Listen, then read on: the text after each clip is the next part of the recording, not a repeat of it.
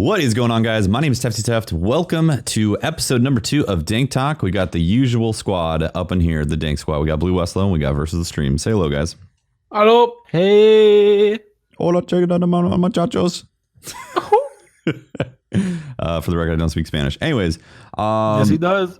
No, Yes, he does. I gibber Spanish. I gibber a lot of languages, actually. But He hablar the Espanol. He keeps it exotic for memes. She's like, what I are you do. even saying? He's just like, What's guess your not. language tonight? Just guess. where are we going tonight? Oh my god, that's hilarious. So to kick things off, Destiny had an update, as you guys are aware, and you can run around in a Sparrow and dodge enemies and try to get first place and stuff. Overall, it's called the Dawning. What do you guys think? Have you guys played it? Yeah, I played a decent amount. Played a good amount of SRL. Also tried some of the new strikes, the updated strikes. Strike scoring is pretty cool, right? I've actually wanted strike scoring since year one because I was someone who constantly streamed playing strikes. Like I just constantly played strikes and strikes and strikes. And I got to the point where I was like, this would be cool if it had a similar system to Halo where you can play through the campaign or you can play firefight with a scoring system. Yeah. So it's unfortunate it took them this long to incorporate it, but it's here now, and I think it's really cool. The medals and an everything. announcer. I want Saladin or whatever. Oh. I want him to be like, "Oh my God, Guardian! That was a grenade kill! A rainbow want that. medal! Rainbow! Oh my God!" Yeah. Yo, rainbow shout out would be incredible. Come take a look in a book. It's a rainbow medal. Oh, by Eris's rock, it's a rainbow medal. Nut. That's he just screams out nut. Nut. Nut Guardian. Oh my god, that's ridiculous. Your podcast, Jesus Christ. I would love that, honestly, if we could get some announcements. Honestly, so like if there was announcing and then like a platinum tier for points that would actually give you rewards at the end, wouldn't that be dope? That'd be cool. Right? That'd be That'd be cool. cool. I think it'd be really cool to have a leaderboard system too. Mm-hmm. To maybe like a I don't know why there isn't a leaderboard system. Like I figured they were going to do what they did in after the April update, where they're going to say, "Okay, these are the top scorers for the Nightfall this week." Yeah. that'd be really But- cool. Even an AI leaderboard system where it's like, you know, this is Ikora Ray's score. This is, you know, like Zavala's that's score. interesting. If you beat those, yeah, you that'd get be a awesome. reward. You know what I mean? Like if you beat the top person in that leaderboard, you'll get something cool. You get like a bad roll of like a NL Shadow. Oh my god. Wouldn't that be You get, like, lit? blue weapon. Yeah, you get a blue. And El Shadow's my favorite. Shut your dirty mouth. I'm sorry to talk bad about Sky Is that the Rifles. gun with the tiger on it? No, that's the Bengal. Which one is that? Oh, okay. That's the blue 'Cause I know Bengal there's a- one. Yeah. Yeah, because then there's a blue scout rifle. It's black and has like a white tiger. I had it during year one, I think. Yeah. I never just had it in my vault because it just looked so cool. Yeah, there's it's funny doing the permanent destiny stuff. You get to see a lot of blue weapons that are actually a badass looking. Like you wish it was legendary, and also that Have you Shingani is seen- god tier. Have you seen the hand cannon? The blue hand cannon that looks like it's a last word and what's the gun you get Oh, from the Ace of gunsmith Spades? for the hunter? Yeah, it looks like Ace of Spades. Yeah, It's yeah. like bronze. Hard luck. It's- I think it's- it's luck charm or Yeah, something it's like that. really good. Mhm. Yeah. Yeah, that one's really good. We found that one in year one, and they're like, "Wow, this is such a cool rare hand cannon. Why is this not legendary?" Well, surprise, surprise! It's exotic now. Yeah, just for hunters. I Enjoy. don't understand that. Why they made blue weapons look so cool and we get rid of them so fast instead of making the legendaries look so cool. Since we end up using those the Or at most. least bringing some rare variants as legendaries. I don't see why not. Yeah, or an upgrade system, like apply some modules, some Yeah, like a thing where it turns pressure. your rare into a legendary, and it gets obviously it has to have a new module of or like a new node of perks, but it's like a boom, randomized node of perks. Boom, Destiny 2, guys- let's go. Have you guys checked out the new emotes from the Dawning? How they got like the The dab, dab and they got the the dab and the running man. I bought and the all dab. The guns. I definitely bought the dab. Did you see? Did you see what happened? Man, that's This is the part, Tefty, where I'm gonna link you after we record to my video, so you can put it in the. oh, you telling me I have to edit actual this? Video. I It's have just to edit this? you don't Oh have my to. god. But people are Well, gonna you people are gonna because it's recorded. People will be What's the upset time they mark? can't see this. We're at 4 something. Okay, 450-ish. All right. I'll try to And put that in there. So what had happened was I go into the tower, and I usually greet random guardians with a dab. I dab and walk, keep him moving. So I greet this specific guardian, dab, keep him moving. Open my presence just to see that guardian come back to me, and we both dab in sync, like in the same exact time. Like it's gorgeous. I'm gonna send it to you. That's a wonderful. That's a wonderful experience right there. I'm pretty sure I saw that on Twitter, and I laughed way too much. I laughed more than I should have. Honestly, Blue, did you buy the dab emote, or are you like boycotting the dab? No, I bought the dab emote. I bought. What else did I buy? I bought the dab. I bought the Running Man challenge. I bought. Those are the guns, right? The guns. You bought that I don't one? think I bought the guns. I bought one more. I forgot what it was. It was. I should buy the guns. God damn it! I totally forgot which one it was. Shit. But anyway, I bought a couple things. I was nice. I was surprised at how much better this event was than Festival of the Lost. So much better, right? I think that's the big takeaway. Like they set the bar for where Destiny free updates. They set the bar real low with Festival of the Lost. So they set it. So we'll take anything. So setting that bar so low was like, holy shit, guys, the Dawning is actually really good. Holy shit. Boom, they got us. Now we're gonna go into next update. Like, oh my god, I'm so excited for the next event, and it's probably gonna be ass, but we're still gonna play it. Oh, we're gonna love it. We're gonna, give me the gear. Like this is genuinely a great update. In my opinion, like we got exotics. No, I like it. Genuinely a great update because genuinely a great update because we got new exotics, even though they are old exotics and re-skins, but it's okay. It's a free update. We got redone strikes. We got strike scoring, which is a fun game mode. SRL is take it or leave it. You know, some people enjoy it, some people hate it, but the rewards drop like crazy. You can get Eyes of Lunas in there. I think it's just overall great. And the things that you want the most out of this event are not tied behind a paywall like it was in Festival at the Cost. That's the biggest thing for me. I was really upset with Festival of the Lost because, I mean, you were behind everyone called it a soft paywall, but it was a pretty hard paywall. Dude, it was like $100 to get the Ghost. It's ridiculous. Yeah. So, I really didn't like Festival of the Lost. This one's a lot better. Obviously, it's gear. It's not these really cool masks and that obviously it's crazy rare ghosts that you can't get. True. The event actually had content that was outside of microtransactions. So obviously, it had strike scoring, SRL, with maps that are actually really cool. I thought it was overall a good update. I liked it. I played it like 3 days and got bored of it. But overall, those 3 days are pretty good. Yeah, it was a solid 3 days of excitement, right? It was a solid 3 days. So now I'm going to go back to complaining for the next 6 months. Awesome. Or 3 months. People forget. 3 months. People tend to forget that stuff. Yeah. Was that a sound rupture? Time-space sound rupture right there? Wow, good job, guys. Really keeping I this blew up. They were like Bungie heard us. They're like, you better be saying good things. That was the Bungie signal coming in through the sky.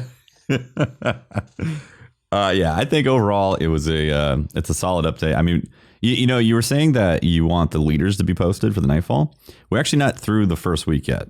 You might not realize that by saying that. So like this week at Bungie might have that there. They might be like, hey, here's the top people who scored the highest for the Nightfall this week. Okay, dope. I'm really excited. Damn, but did you get to play the new strikes? I mean, new in quotations. Quote unquote new. They're okay. They're okay? Are you kidding me? The Nexus is my favorite strike of all time. The Nexus was all right. I mean, I will slap you through the internet. The only thing with the Nexus, like, it's cool that they brought back the Nexus with Taken, and then they brought it back with the Vault of Glass mechanic. But it's like it felt like that should have came with the last year's expansion. Like, why are we getting a new strike with Taken and not getting? I think a lot of people are speculating because the 3 strikes we got are all tied to loosely to raids. So a lot of people are speculating, oh, they're teasing that we're going to get raid updates for old raids. So I think they picked those. I don't know. Obviously, we don't know, but I think it is pretty peculiar that they picked those specific 3 strikes. I think they picked those specific strikes because they were never updated, so it just made sense to bring them back. Yeah, but I think they left them there for, I don't know. At the end of the day, I'm pretty sure I'm looking too far into it. I just really want all the raids to be relevant. But I mean, the 3 new strikes are okay. I mean, they're strikes. You know, I don't think any strike is ever going to give me the enjoyment that Darkblade Strike gives me. To be honest, true. Darkblade's amazing. Darkblade Strike is my favorite strike, and I don't think any other strike comes close to it. To be honest, I mean, that is where I lost my first perma-Destiny character to Alakul. Yep, he's a sneaky one. He is, man. He's not even supposed to instant kill you, and he did it to me. It's unbelievable. I think they did a great job with the redone strikes. Again, it's free content. If there was a price tag attached to the Dawning, then the bitch and moan level would be huge. But it's free, so if they did that every 3 months, like redid some strikes with some new flavor, I think that'd be amazing. It freshens up content, in my opinion, anyways.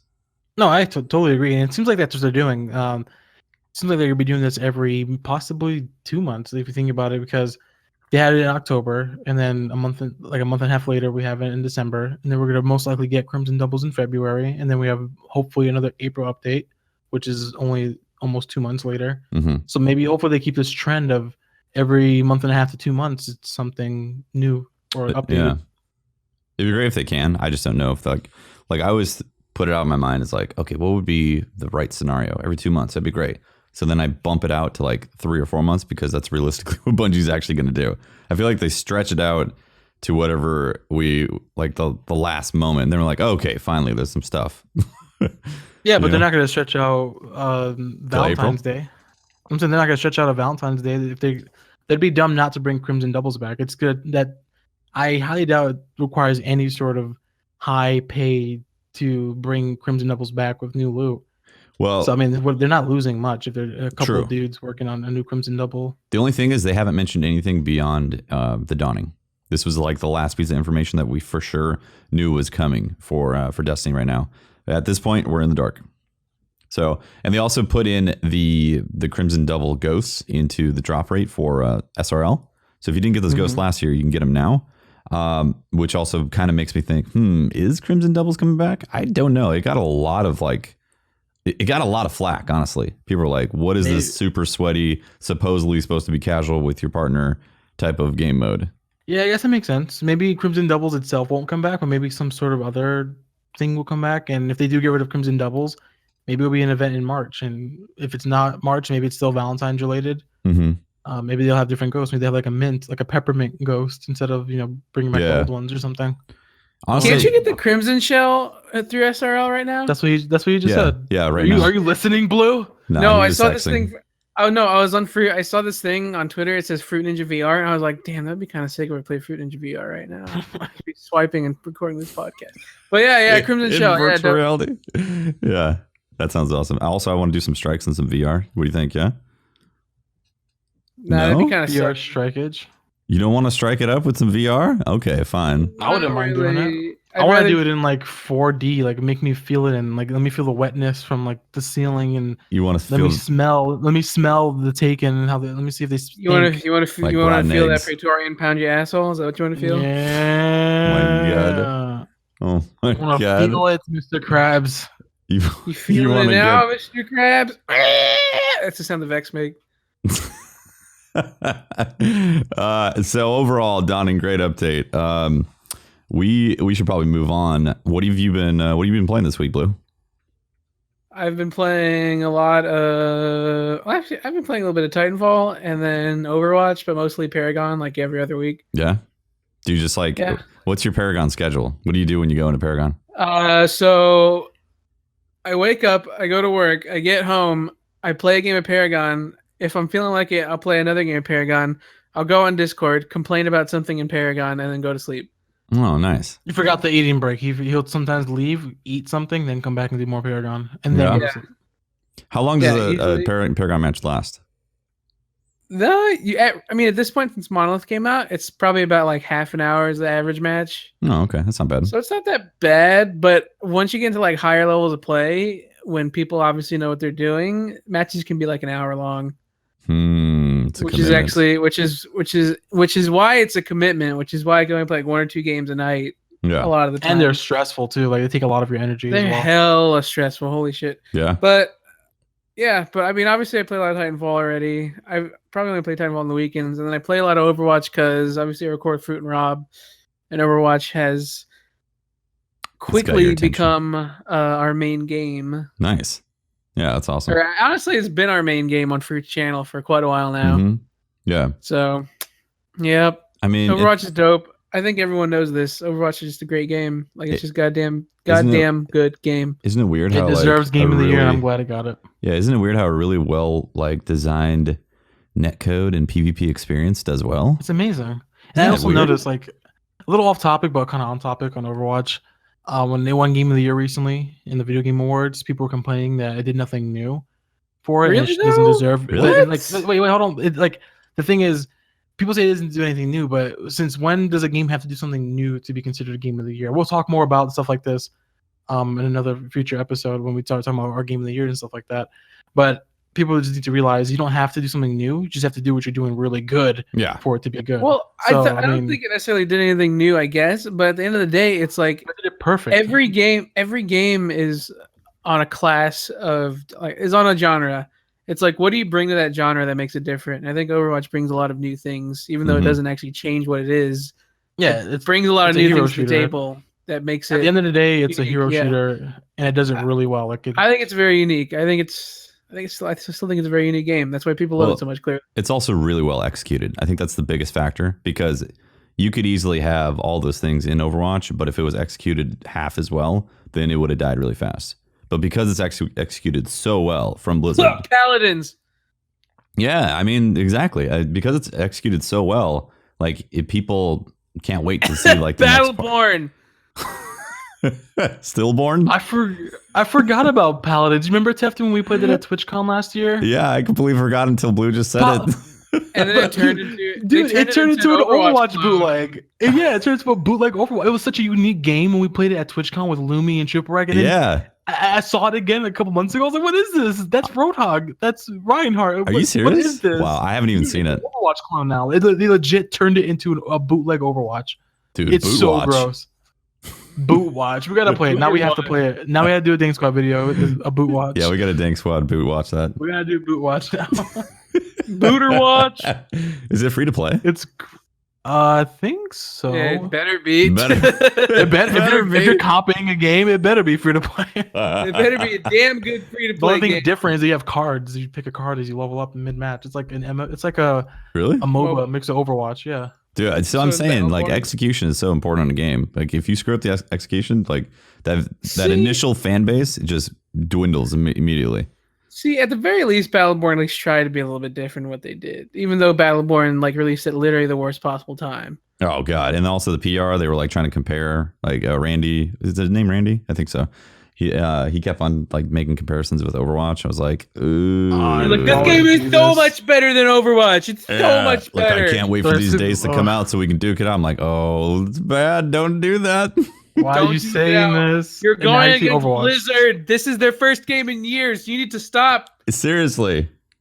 I mean, I get it. Borderlands 2 is like an incredible game, but it's not going to just suddenly birth a new IP into everybody's minds. Every game Blizzard has ever made still has a very big player base. Mm-hmm. It's like you can't just challenge Blizzard like that. You're not going to win. It's a monster. You could be Sony Santa Monica. You could be Naughty Dog. You will not win against Blizzard. Yeah, that. It's gonna cost you like a legacy to do that. So yeah, it will. Yeah. It's interesting too. I mean, like Borderlands 3 is going to be incredible, obviously, once they officially put that on the rails and it's happening. But I wonder how much blowback could have possibly, like, they might have occurred from Battleborn being pretty bad critically, or like sales wise. Yeah, there was no saving that game. Like it just came out at a terrible time. Like. Yeah, it was one of those things that it was a very bad too much time, talking, not much doing. They never really explained exactly what the game was. Because when I started, I think that's the difference between Overwatch and Battleborn. Is Overwatch explained, hey, like we like Team Fortress 2. Now imagine Team Fortress 2 on acid and cocaine. Doesn't that sound fun? And everyone's like, fuck yeah, that sounds fun. I want to play. Where Battleborn was like, hey guys, do you like Borderlands? Yeah. Do you like MOBAs? What the fuck? What? Well, guess what? Battleborn with the MOBA, it's a Battleborn. Are you born to battle? Then Battleborn's for you. Do you want to battle? Yeah, I want to battle. It's born. What? Okay. Let's board it up and you battle. Yeah. Battleborn, bitches, be squared. Cube, fuck. Apologize to the 1% possible listeners that are fans of Battleborn. Oh, the two. See, the thing is, I enjoyed Battleborn. I hate you guys. It was just such a like they didn't explain what it was. They never fully like it didn't. The game didn't have an identity when it was coming out as the biggest issue, and Overwatch had a very very clear identity. So well, I think a lot of people on the peripheral also kind of like would see those two games, and there was kind of some like homogenizing going on where they like didn't know which one was which, but obviously Overwatch has the bigger publicity. Overwatch has such a clear art style too, is the other thing that I think set it apart as well. Because Battleborn is like, hey, this looks like, look at this cell shaded graphics. This is just like Borderlands. Mm-hmm.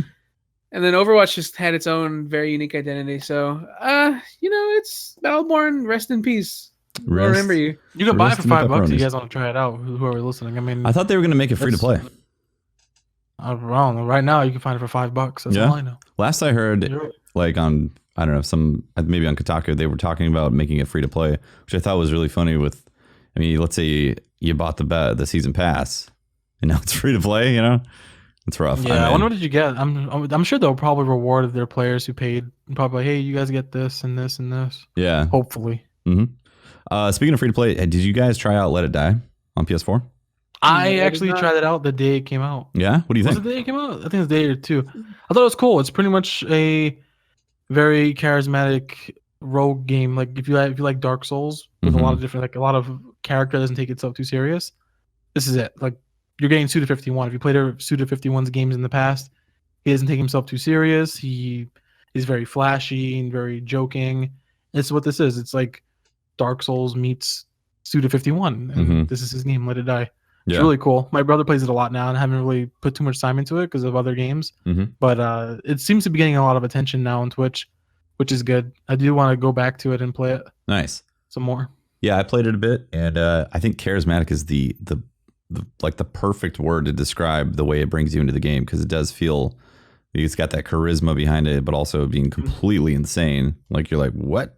What am I doing? Grim Reaper. Yeah. Hey, senpai. Like, oh, the Spanish Grim Reaper is hilarious. I love that guy. Yeah, he's really cool. I haven't seen what happens when you get to the top of the tower or anything like that, but I almost think that he's going to be up there and you have to battle him because he's that crazy. There was a guy streaming on Twitch one day where there's these specific enemies that are they're really tough enemies. I forgot the name of them. They're really tough enemies that are supposed to be nearly impossible to kill. Well, this guy found an exploit. He put one of them in a corner and he punched it for hours, over 12 hours. Legit, over a 12-hour stream punching an enemy in a corner until it died. And during that stream, Suda51, the developers, they updated that. The exploit's gone. He killed it and he got the loot, but there was nothing in the loot. Like whatever, it didn't drop anything for him. So the developers actually contacted him personally. They're sending him some actual IRL stuff, which is pretty cool. Are they you actually serious? took his character. They took his character and she's part of the game now. Like she's engraved in the game. Wow. For what he did. Pretty funny. That's great. That's incredible. Did you get a chance to play it yet, Blue? Or no? Are you avoiding that? Nope. I'm not avoiding it. Not on the radar. Not on my radar. Yeah, that's fair. I feel you on that. Yeah. There's a lot of games to play right now, honestly. Too many games right now. Too many. I just started playing Super Mario Run. That game just recently came out. Oh, snap. Oh my god. It's so good. I knew I was going to buy it. I didn't know it was going to be free to start, which is an interesting thing that I've never heard of until Nintendo did it. And I don't know if they're the first one to say it, but that's a really smart business model for mobile games. Free to start instead of free to play or pay to play. Free to start is very interesting because it's free to download the game and start it. But then if you like it, you can buy it. If you dislike it, you can delete it. So Super Mario World, you download it. You can play the first world free, which is about 4 levels. And then it tells you to buy it, which is really cool. I bought it right off the bat because I knew I was going to pay for it. And it's totally worth. But it's a really interesting business model that Nintendo is definitely smart for. Yeah, that's definitely not new. I've heard of stuff like that before, but it's smart that they applied it to this app. I played it a little bit, and it feels like Mario and is cool, but I didn't play that much into it. How far are you in the game? Almost done with the second world because I've been going back into the past world trying to get all the pink, purple, black coins, which are pretty much every time you collect the pink coins, they place purple coins, which are harder to get, and then after you get that, they place the black coins.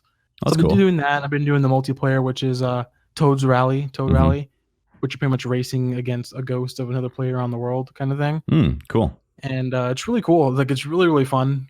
Supposedly, someone in my chat today said the French don't like it because they claim it's unoriginal. What? But it's a mobile game. They pretty much took Mario, they put it on the rails. Unoriginal? What? And it's crazy. We're not gonna get into it. I got into it in streaming. It's crazy, but it's really cool because they took Mario. Mario sells like no matter what, and to put it on such a market that Nintendo hasn't touched yet is huge. And it is, yeah. Doing really well supposedly, and I'm glad it feels like Mario, but it also it feels like the mobile Mario. Like, it doesn't feel like a weird rip-off of Mario for mobile. It feels like a legit Mario game that Nintendo touched on your phone. And that's what I'm really happy about it. It's really fun. That's cool. Yeah, I liked it a lot. I like the idea of it. That's the feeling I got too. I was like, oh, this kind of feels like the Wii U that's on my phone right now, like going through the interface and all that, which I thought was cool. The same sounds and all that. Are you streaming it then? Fun. Have you been streaming a lot? Super Mario Run? Yeah. I haven't. I actually just figured out how to stream my mobile games, which is pretty cool. Oh, nice. Yeah. So I'm definitely going to look into that and try HDMI adapter. Yeah. Well, no, you can actually get an application on your iPhone and Android phone where you can download on your PC, download on your phone, and it'll pretty much mirror the image on your phone. Oh, that's cool. Your PC picks it up and you just do, I believe, either window capture or monitor capture. And bam, you can stream your mobile phone. Dude. But like Blue said about the Overwatch stuff, that's what I've been pretty much Super Mario Run and Overwatch. Nice. Outside of the stream has been my life. Nice. Yeah. I haven't played Overwatch in a long time. I should get back into it because I enjoy it when I do play it. Bring back the Junkrat plays. Dude, my Junkrat balls are like on point. I got those Junkrat angles. Hey. I've also been playing this game called Astroneer. It came out this week. I don't know if you heard about it. It's like I definitely heard about it. Okay. Definitely. It looks really interesting. Yeah, it's really cool, and it's pre-alpha. It's like $20 on Steam right now for early access. And the game is it's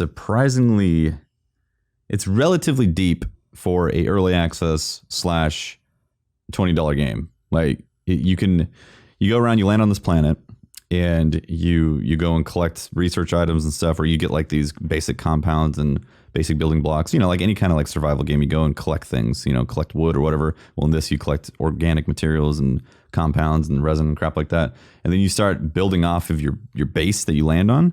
And then you research technology, and then you start getting things like, you build a rover and you start rolling around with the rover. Also, there's oxygen that you have to worry about in power. So you have to get power sources like solar panels or wind turbines. And it's an interesting game. It's really well done for just $20 in early access. I can't wait to see how it like grows right now. So it's side scroller, right? Or am I thinking of something else? What did you say?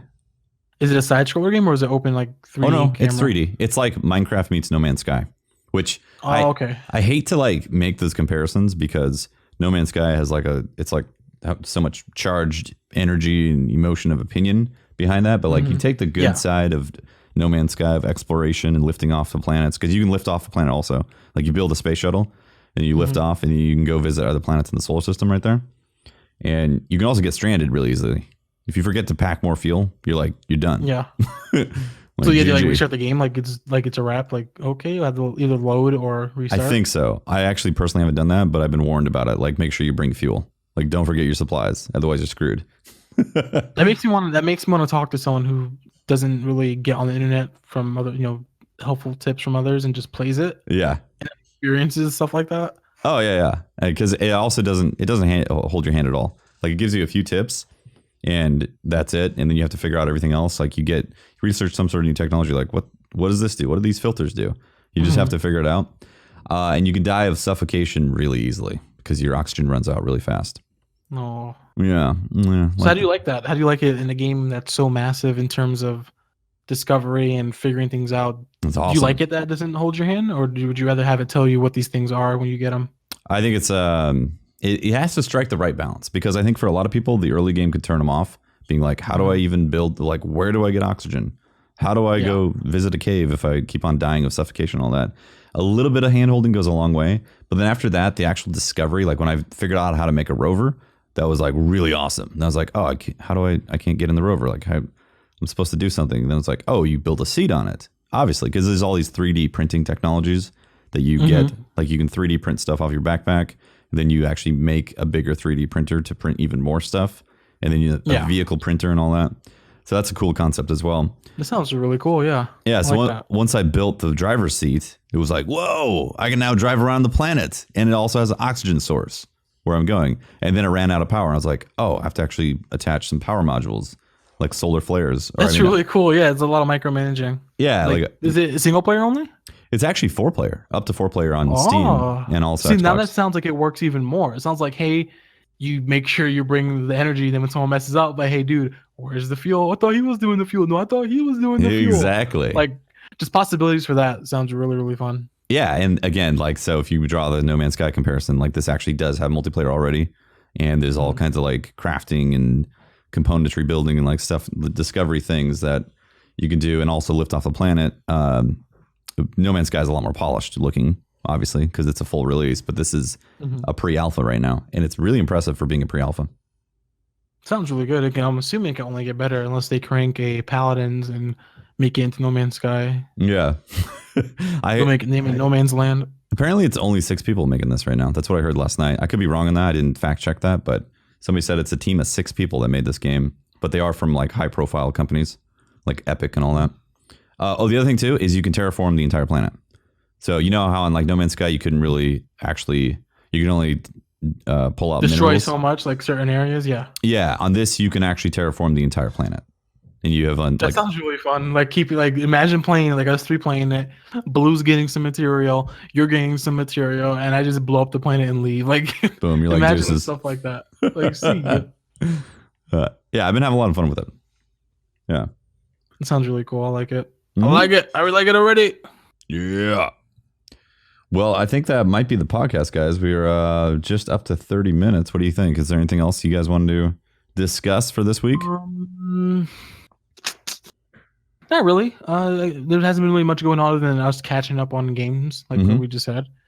But next week should be really exciting. Next week we're going to be talking about what we find is our games of the year. And we definitely want to hear questions from the people who are listening too. Yeah, so next week we are going to do questions. We're going to start having like a question segment at the end of these podcasts. I'll put out a tweet probably on Saturday. So look for that tweet on my Twitter, guys, if you want to like actually ask us questions and, you know, keep them clean. I can't. Please. Unless, you know. Think about it. But like you should keep it a little bit dirty, you know? A little bit dirty, yeah. Just get a little bit of stains in there. Yeah, but mostly clean. That way we can actually read it. Dirt stains. Blue, you good? You got anything else to add, or is that good? No, that's I think that's it, boys and girls. And yeah. Nice. Yeah, hell yeah. All right, guys. Well, that is the podcast. Thank you for listening to Dank Talk number 2. Next week, we are going to be recording on Monday again. Because of, Christmas. Yeah, Christmas. That's what it is. Crembless is happening on Sunday.